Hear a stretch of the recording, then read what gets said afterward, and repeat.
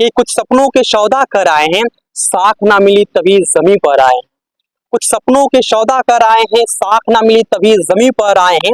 जिस रास्ते पर चले जा रहे हो तुम, जिस रास्ते पर चले जा रहे हो तुम, उन रास्तों पे कदमों के निशान छोड़ आए हैं, उन रास्तों पे कदमों के निशान छोड़ आए।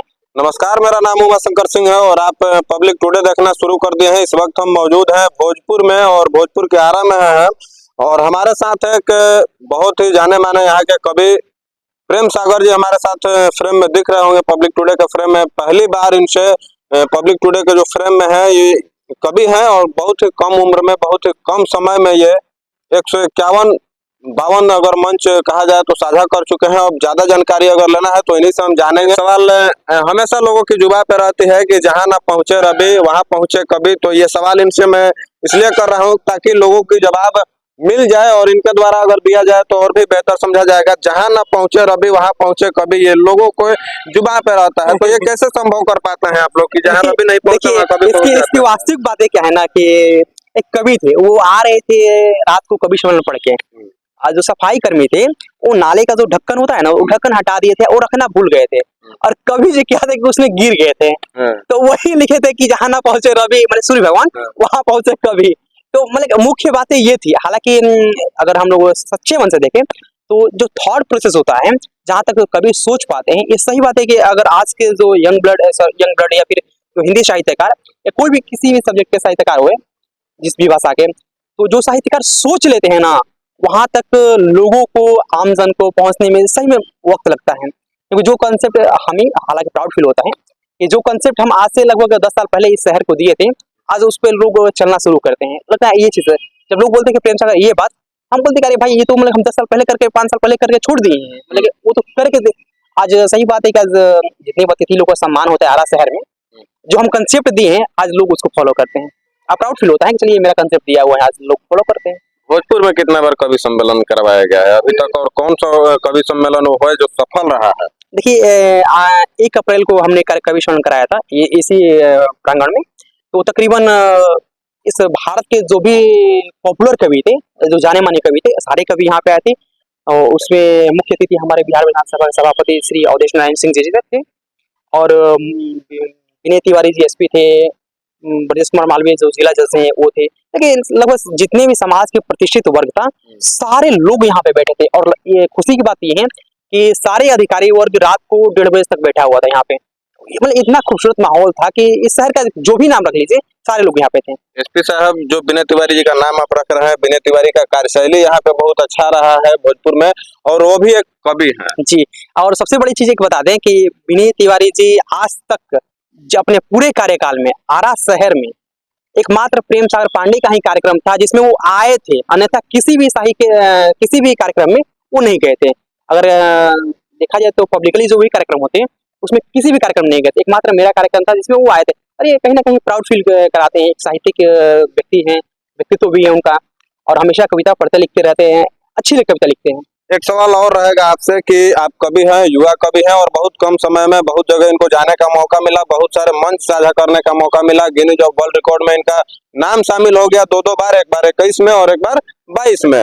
एक सवाल इनसे और रहेगा कि जो भोजपुरी में अभी जिस तरह का चल रहा है जातिवाद टाइप का जो गाना है, यंग जो ब्लड है, यंग जो लड़के हैं वो अपने आप को गर्वान्वित महसूस करते हैं जादू जी का गाना बजा के, बाबू साहेब का गाना बजा के, तो उन पे हम थोड़ा सा आपसे जानना चाहेंगे प्रतिक्रिया उस पे कि प्रेम सागर कवि इसको कैसे देखते हैं? देखिए बात ऐसा है ना कि वो मानसिक क्षुद्रता कह सकते हैं, मानसिक हीनता कह सकते हैं, मानसिक विशलनता कह सकते हैं।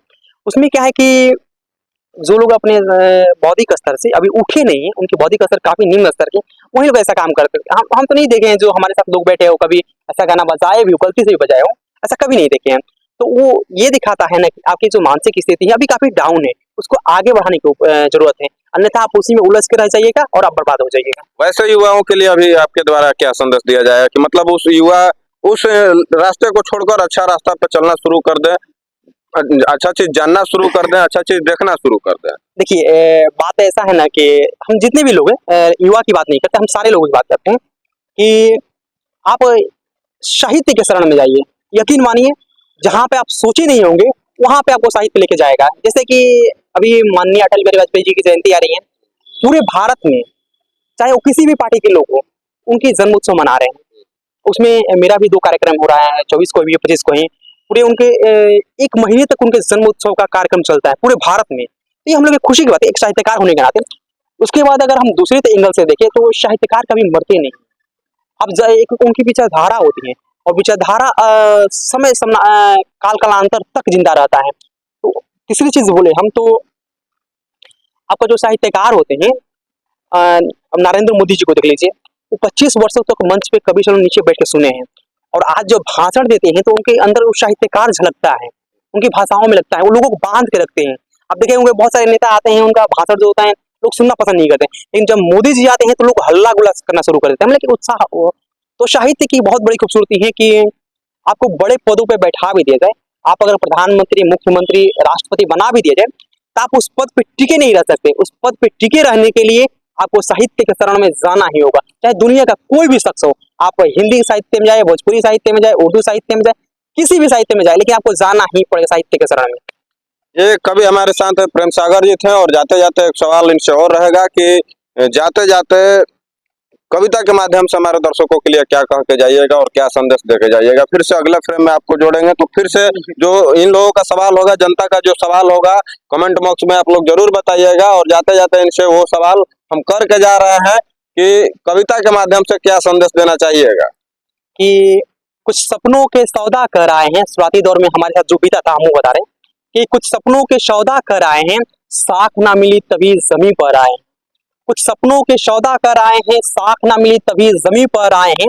जिस रास्ते पर चले जा रहे हो तुम, जिस रास्ते पर चले जा रहे हो तुम, उन रास्तों पे कदमों के निशान छोड़ आए हैं, उन रास्तों पे कदमों के निशान छोड़ आए।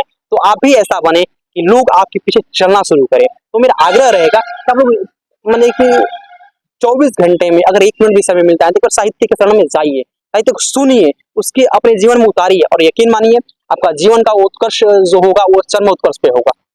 तो चलिए, हमारे साथ कवि प्रेम सागर जी जुड़े हुए थे और कुछ ऐसा सवाल इनसे अगर जो छूट गया हो हमसे तो आप लोग कमेंट बॉक्स में जरूर बताइएगा। जाते जाते ये संदेश देकर गए कि कुछ ऐसा कर जाइए कि उस रास्ते पर लोग चले, आपके जो बनाए हुए रास्ते हैं उस पर लोग चले, वही इनका कहना था। और बहुत सी कम छोटे उम्र में बहुत जगह पर जाना, अगर इनका कहना है कि हम भोजपुर जिला का और भारत का झंडा है विदेश में भी अब गाड़ के आएंगे, तो हमारे तरफ से, हमारे टीम की तरफ से आपको बहुत बहुत शुभकामनाएं हैं कि आप जाइए और भारत का झंडा जरूर गाड़ के वहां पे आइए और आरा जिला का झंडा गाड़ के आइए। तो तब तक के लिए आपसे विदा लेते हैं और फिर अगले बार इनसे जब मुलाकात होगी तो आप लोगों के सवाल का जवाब इनसे जरूर लेंगे। धन्यवाद।